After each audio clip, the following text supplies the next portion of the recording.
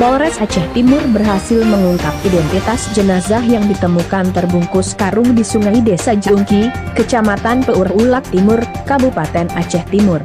Korban adalah Ridwan, 53, warga Dusun Satria, Desa Sungai Pauh, Kecamatan Langsa Barat, Kota Langsa.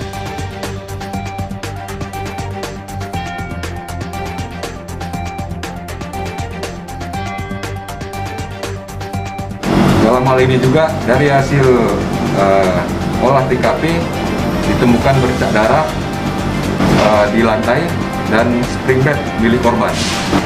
Dalam hal ini selanjutnya untuk kasus ini penyelidikannya akan ditangani oleh Satreskrim Polres Langsa.